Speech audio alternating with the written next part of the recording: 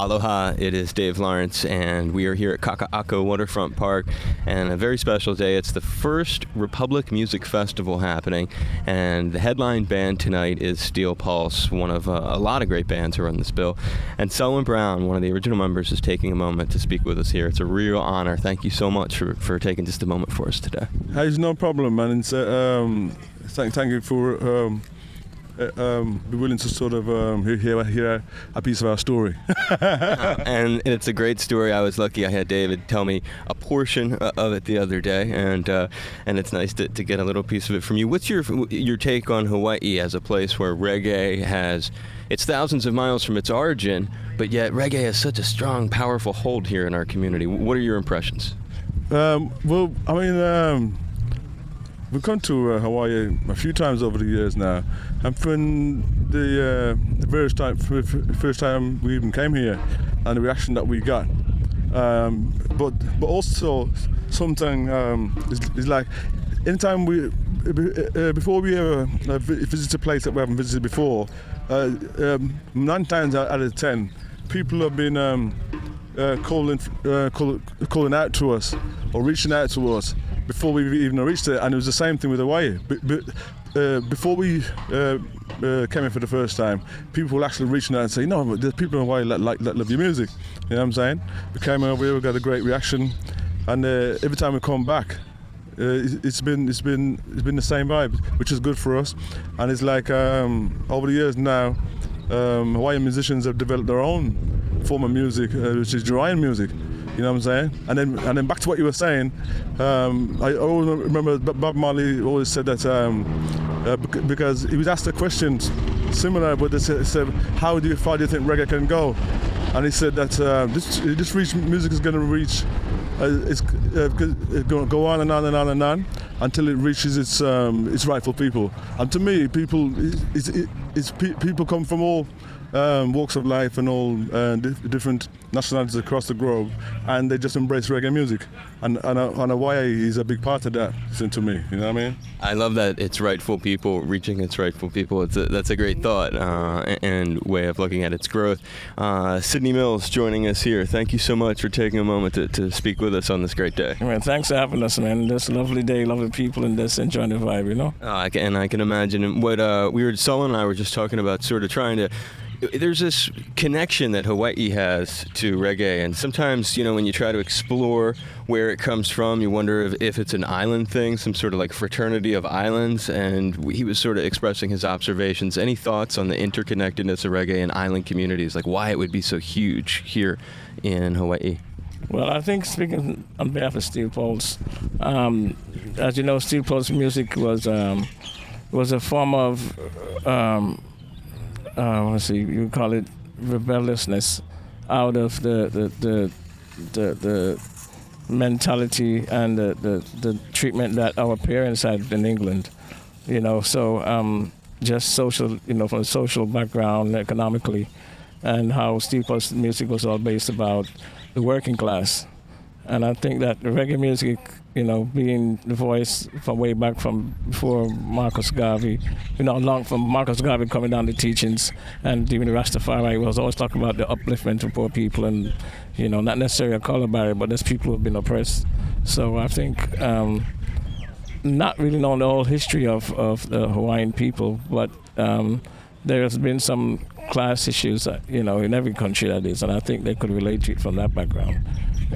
And interestingly enough, when Selwyn was talking about how the music has spawned its own subculture here in the islands, and you refer to it rightly as Jawaiian, which it is, ironically, thinking of what you just said, Jawaiian always seems to me to have more of like the lovers reggae style than the politicized style, ironically. And that's when you think of Steel Pulse, it has that more political, it deals with the oppression, but yet not just from a Jamaican point of view, but from the Birmingham perspective. From a global, from a Birmingham perspective, and it's all, because... And it's global too. Yeah, we learn from our parents, a lot of indentured servants, as I call it, who came to England from back in the late 40s, early 50s. They brought music with them, which, that was part of their social activities when they weren't working in the factories or doing that doing other works elsewhere. And we grew up and we heard that music. Sorry, and Someone has a very nice ringtone. I like that.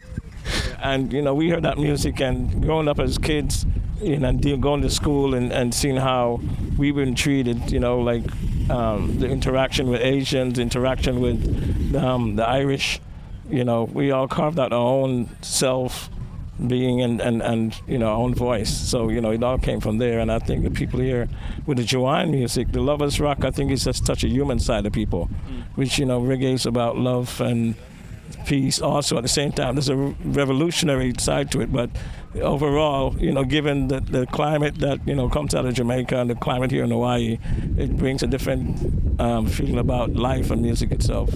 So I think that lends to that. So that, the multifacetedness of reggae, and right, it can apply in more than just the politicized style. There are so many styles of reggae. That's a real lesson for me too, because I've watched this growth, and something that I think it was actually David, or maybe it was Matas Yahoo, who I was talking to on the phone the other day, talked about how reggae was not always big here. Reggae has grown here, and it's sort of been like this evolution. Has, in your life as a musician with Steel Pulse, has your feeling towards the music being a political vehicle or a vehicle for political expression changed as you've gotten older? Is it as strong as it was when you were young, or is it manifested into something else? Wow, I think it's a combination of everything that he's just said, and overall, you find that certain messages that we were singing in our earlier songs, even from the very first album, the important thing is that what gives Steel Pulse's career alive is the music and the message, because the message itself that we're talking about from the 78, 79. Some of those messages are even more relevant now with what's happening worldwide. You know what I'm saying? So in some ways our writing has intensified more, but at the same time, the core of what we're writing about, the message is basically the same, because there's still a need for change. It's something that David and I talked about, which I'm curious how you feel. He, in some ways, mentioned, I'm paraphrasing here, but I feel comfortable doing that after the interview with him. He was mentioning how reggae, in a lot of ways, took a different track lyrically and thematically after Bob died and sort of through the 80s, and maybe like a gangsterish element began to permeate slowly into the culture. Do you feel like there's been anything to Steel Pulse kind of keeping things together or maintaining that original vibration? Well, yeah, that's what we're about. If you listen to the instrumentation of the music, the way the music is produced, I mean, I give kudos to all the guys who are doing like the dancehall music, because reggae is forever changing. If you look at reggae like from the 60s, coming down, the beat is the same, but the style has changed, and we change it, and we've also lent to other influence in other musics, in hip-hop and R&B. They always listen to the beats we come up with, and they do spin-offs on that. But in terms of what you said before, keeping the music with that kind of revolutionary sound, I think it remained that way because of the lyrics, the lyrical content, and it lends towards that kind of, heartbeat music with the pulse. And when you find like the other type of music like dancehall, the more lovers rock stuff is more of a happier sound, But if you couldn't hear the music and you can see people dance to it, you could still get the message. You could tell which is a dancehall song, which is a happy song, or a cultural conscious song. You can tell from the type of dancing. So it transcends right across, When Sidney talks about that different reaction in the people to the different kinds of songs, between Birmingham and Jamaica, were you a sort of inspiration to a lot of young people in Birmingham in a way? And then how do you think you've been interpreted in Jamaica? Is there some difference for how Steel Pulse is valued, perhaps? Okay, what it is, even up to today, I still meet people in Birmingham of even my generation that tell me that they grew up on our music, and they also. I get a lot of people in our locality, especially from where we grew up, saying how proud they are, because they say, as far as they're concerned, it's like it's not even totally about us being millionaires or living in mansions. It's really about making them putting their city on the map, especially the name that Hamsworth had us going up there is like anybody outside of Hamsworth is like. It's like any inner city area. It's like Brooklyn. It's like Brookston. It's like the media put this kind of vision out there to people that that's not the place to go. But when you go there, the people living there, and Honduras is a multicultural society as well, and each race goes to their own individual thing, but we sort it out within. You know what I'm saying? So a lot of people come to me, even Asian people, say, "Man, your people, your music actually inspired them." To sort of focus on what they wanted to do to all the struggle that they had, these Asian people and black people. So it's become a multicultural rallying cry. Yeah, very much so. And you have to remember also that back in the day, we also merged with the whole punk rock movement as well, because the punks like reggae music. Like Gen X and stuff, you'd open for them. Yeah, and all these people, Sex Pistols, the whole lot. It was like you had reggae and you had punk rock, and reggae bands playing on punk venues, and they developed this thing called Rock Against Racism, which is, you know what I'm saying? Which you guys were at the forefront of back then. Yeah, because they always included us in the promotions and stuff. And as far as us in Jamaica, when the very first time we went to Jamaica, we were actually nervous before we were on stage because to us it was significant. The reason why it's significant is because the music we were born in England. To Jamaican parents and Jamaica's our roots. We've adopted the music. We've played it with our own little twist on it, and not taking it back to the home of where it came from. So I'm saying, so that was a big deal for us. And people was even reminding us before we say, "You better play it good enough, Big Kahuna." You know what I mean? So to go there and be accepted, it was like, wow. Well, you see what I'm saying? Very rewarding. Yeah. Is there a personal reward or experience in Jamaica that when, as Selwyn was talking, that you sort of gravitated to on your own?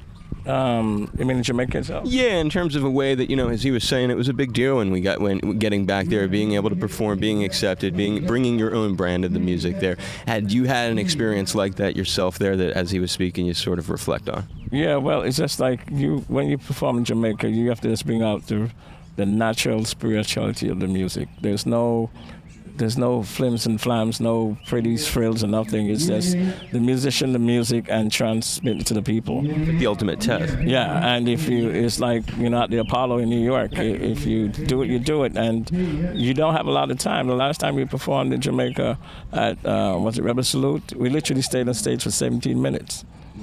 And in that 17 minutes, you had to deliver a message that could convince the people, because there's so many bands on the show and they might be running late or whatever. But from that first note to whatever time you have to just make it convincing enough. And that sense of competition, correct me if I'm wrong, it was instrumental in making some of the great reggae artists and great reggae songs. Yes, because it's all real. It's, there's certain singers in Jamaica, you might hear certain groups and hear the individuals singing by themselves. You might be like, well, their voice don't sound that great, but when you hear them sing together, it's a cohesiveness which you can't replicate. I've seen guys been invited to Berkeley to analyze the music and the timing and all that. And I've sat with guys who designed software for computers. And up to this date, they can't really capture the true feel of reggae, how it's played, how it's, given across in a computer or anything like that. It's just a feel. It's just natural energy and, emotion for that very time when you're playing it. The mana, we would call that in Hawaii. Yeah. You know that term from many years. I'll let you guys go, but one final thought I was thinking about, which I was hoping I don't know if you were in the band yet, or no, you definitely were in the band yet. You both will have a thought on this. It was 1993, and reggae, we've been talking a little bit about reggae's acceptance around the world, island connections of reggae, Jamaica, England. America, 1993, Bill Clinton was having an inaugural ball. And didn't you guys have a role as the very first reggae band to ever play at one of the U.S. presidential inaugural balls? Do you remember that, January of 93? Well, what I remember is that even though we're a reggae band come from England, the whole of the reggae movement from Jamaica to Africa, everybody felt proud because it's like we were representing the music. See what I'm saying? And also, and the actual reality of it is that we actually ended up doing something like was it 1 day, 3 shows in 1 day. 1 day. We performed 3 shows in 1 day. One in the afternoon when it was going on Capitol Hill, was to start again. Then somewhere else in the afternoon, then somewhere else again in the evening. What's your favorite memory of the day? Of the whole day. Did you meet the president? No, we didn't because what happened? We almost met Al Gore. I was going to say, because it was one of the evening gala balls. I think Salt and Pepper were there and stuff like that. And apparently we had a signed CD for him. So me and David must have went downstairs in this lift to go downstairs and wait. It's he's coming to him. But as today's time was coming, so we got to go up and get ready. As soon as we got in the elevator to go back upstairs, we heard this noise, kind of commotion. So he must have just come in, but we couldn't go back downstairs because of all the security and stuff like that. Secret Service. Yeah. You know what I mean? Yeah. That's your memory of it. Yeah, but you know the whole day was fun, and the day before was nice because we went to Jamaican High Commission and they invited us there with Salt and Pepper to show us their thanks for you know what I'm saying, for representing reggae music. You know what I mean? No, that's cool. You were representing a lot of people by that, and you said that well. Yourself. One poignant moment was we were performed during the day, and there was a huge audience, and we were, we figured we had to deliver some kind of message still, and we actually played Wild Goose Chase, which we never played for a long time. Remember? Yeah, we played Wild Goose Chase, and we still had to kind of like let's stick something in there. That's to show the message and let the administrators, so it be then. That you still had your political hat on. Yeah, you have to do that. Yeah. So that's your enduring memory. Yeah. And no, you didn't get to meet anybody, any of the presidents. No, there were a few senators we met, but Do you remember which one? It was a long time ago. A long time. It was a cool gig, and again, it's one of those, like you said it well. 3 gigs in 1 day. It's 3 shows. Right, it was really 3 gigs, but it was also, it was a fitting thing for us to wrap on because, like you said, you were not just doing a Steel Pulse gig. You were representing the first reggae act, really, to move into a new territory, and it makes a difference, and you put a lot of people on the map that day. And even when it comes down to our president now, we also did a track.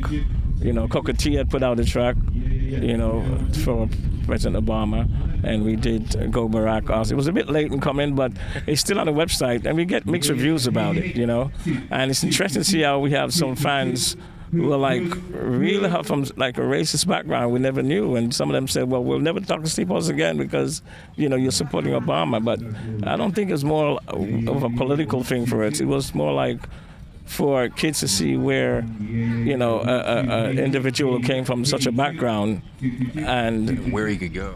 Yeah, and we're in Hawaii. And there's still questions if he's born here, if he's had education, whatever. But it does just show that somebody from that background, where a kid from Jamaica or from Answorth could identify and said, I could be someone like that someday. Right. So that was the reason why we really did it. Right. That's basically what you were saying before about the inspiration for all the different people in the community there in Handsworth. Yeah, that's right. Because at the end of the day, like Sidney said, it's all about uplifting people, you know what I'm saying? It's all about, it's all about elevating and encouraging positive thinking, and when people are down, you try and bring them up in whatever way that you can. You know what I'm saying? Whether it's a kind word here or there, or some nice music, or some inspirational vibes, or something, good food. It's all about upliftment, you know what I'm saying? Positive vibration, I'm sensing. That's right. Selwyn Brown, Sidney Mills, Steel Pulse, thank you so much. Give thanks, and thanks for having us, and beautiful weather, and it's a great lawn, and I think we can turn up the music today, so I don't know if it's going to go live before we go on. It won't be live beforehand. Well, if you weren't here, I'm sorry, dude. You should have been here. You missed out, and thank you very much. I really appreciate it. Oh, you're welcome, and thanks to all people for supporting us all these years as well. Yeah. You're a good man. Awesome. Big mahalo.